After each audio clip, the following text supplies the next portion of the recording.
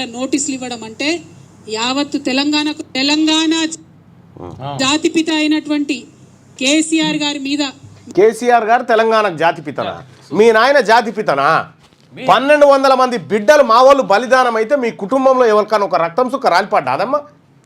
తెలంగాణకు జాతిపిత మా జయశంకర్ సార్ జాతిపిత. జయశంకర్ సార్ ఈ తెలంగాణ జాతి రత్నాలైనటువంటి మా కొండా లక్ష్మణ బాపూజీ, మా మారోజు వీరన్న, మా బెల్లి లలితక్క, వీళ్ళు కదా తెలంగాణ ఐకాన్స్. వీళ్ళు ఐకాన్స్ తెలంగాణకి.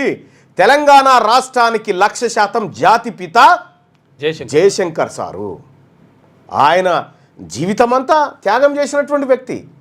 కేసీఆర్ కూడా పితనే. కేసీఆర్ కూడా పితనే. నీకు మీ అన్నకు. మీ నాయన నీకు పిత అంతే, మీ అన్నకు కూడా. మీ అన్నకు పిత. ఓకే, మాకేం పిత? ఈ తెలంగాణ జాతికి మీరెట్లా పితలు అవుతారు?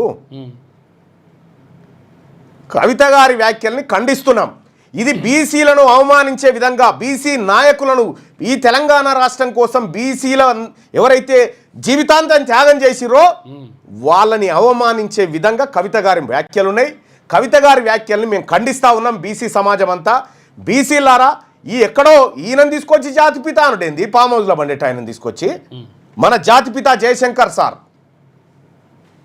జయశంకర్ సార్ బొమ్మ పక్కబండి కేసీఆర్ బొమ్మ పెడితే ఎవరికి దండేసిపోతారో చూడ్రి జనము.